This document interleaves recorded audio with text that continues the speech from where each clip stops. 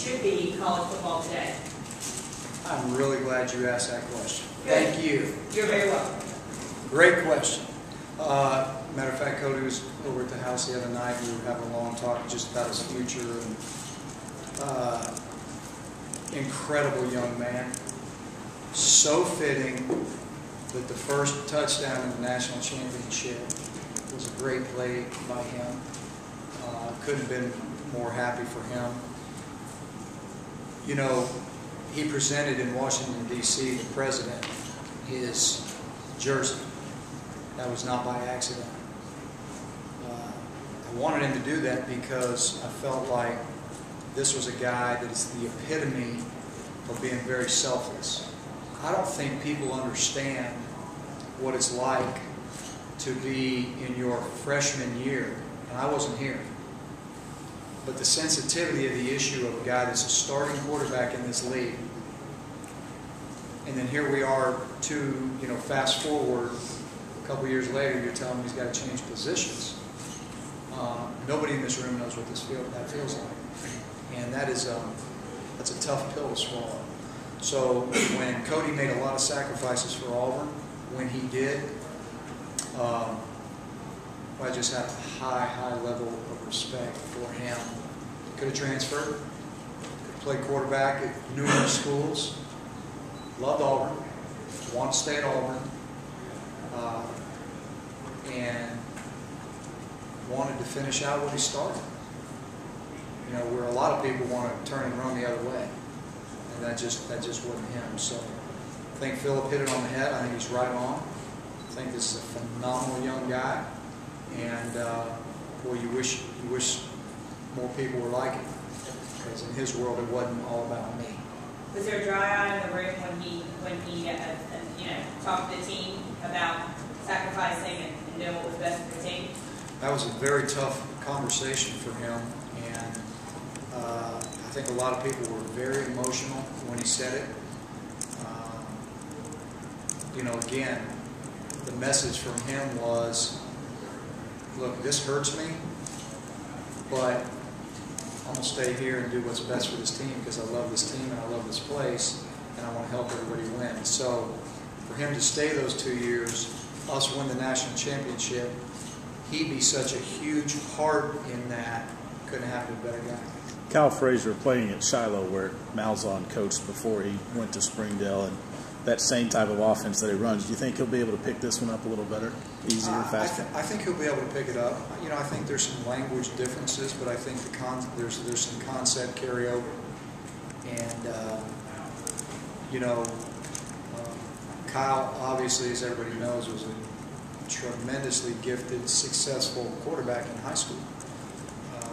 But this is the SEC, and this is competition is tough, and so he's going to have his work cut out for him. But if he's the best man for the job, then he'll be the best man for the job. If he's not, it'll be somebody else. So they're all three going to be in a great battle. But I certainly don't think it hurts that he's been in an offense for this many years in high school that is very similar to what we do.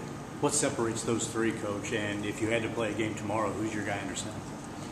Well, I haven't seen Kyle Frazier throw a pass yet, so if we played tomorrow, it probably wouldn't be him. But the two quarterbacks that we have, Derek Trotter, Clint Mosley, they're in great competition. They've done everything we've asked them to do. I'm really proud of both of them. They both bring a lot to the table. We'll see what Kyle does when he throws his first pass in practice at Auburn. And again, we're going to accept all comers for the starting job. But what separates them right now? Not a lot. But what separates the two from Kyle is that obviously we've seen those two in the offense. So it'll be a very thorough evaluation process. With the quarterback battle still going on, talk about the extra pressure. Is it extra pressure on your running backs? Talk about the running back. The running back situation, as I mentioned earlier, Michael Dyer rushed for over 1,000 yards. Our expectation for him is to up his level of play tremendously, and that's not just when the ball's in his hand. He's got to block better. He's got to protect better. He's got to become more of a complete tailback last year I thought we did a really nice job of bringing him along, as I said one time earlier today. But at the end of the day, he's got to be a better football player. And that's what our expectation of him is. And Terry McCaleb, on the other hand, is a different type of back, very explosive, very productive. Every time he touches the ball, he has a very high average. So, we've got two guys that, will certainly and has certainly proved that they can do it. But Ontario's got to, he's going to have to up his level of play as well. But the two we use in different ways. So they complement each other really well, potentially. Well, how do the NCAA investigations affect you personally, and do you advise your team on how to handle questions from the media when they're approached by it? I won't go into details of what we talk about with our football team, but I can assure you that, our guys are very well versed and very well prepared for all of the potential opinions and outside distractions that are out there. That we certainly talk about. Me personally, I got my hands full every day between my own family and my football family. I got my days booked from morning till night, so I don't have any time to, really spend some energy on rumors, innuendos, assumptions, and things of that nature. So we got one goal in mind. That's two goals in mind. That's graduate our players and win championships, and that's what we do every day. Lutz and Kirkin talked about the fact that you have to have some luck in this game, and he said there was some luck last year. What lucky things happened last year on that run? Well, I don't think there's any question. To win a national championship, I've been a part of 3 undefeated teams in the last 7 years. And that's really, really hard to do. 2 of them in this league, 1 of them in the Big 12. Really, really hard to do. In my opinion, there's a few things that go along with that. You got to have really good talent. You got to coach them well and make sure that you do the right things based on your personnel and the things that your team can do. You got to have great team chemistry, in my opinion. I haven't been on a great football team yet that does not have good team chemistry. But the fourth thing is, I think you got to have a little bit of luck. I just think it's got to be there. What were the lucky things that happened to Auburn last year? I don't know. We had so many different games, 14 games. But we had a little bit of luck sprinkled in there somewhere, along with the other 3 things that are obviously the main, ingredients to winning a championship. But I think that every championship team has their moment of, you can call it luck or whatever. But I would agree with that. Coach, there's been a lot of talk about your conversation with NCAA Vice President and coaches meeting today. What were you looking to accomplish in that conversation, and did you get the answers that you wanted? I was looking to get clarification on process, and I was very appreciative that Julie was willing to share that with me.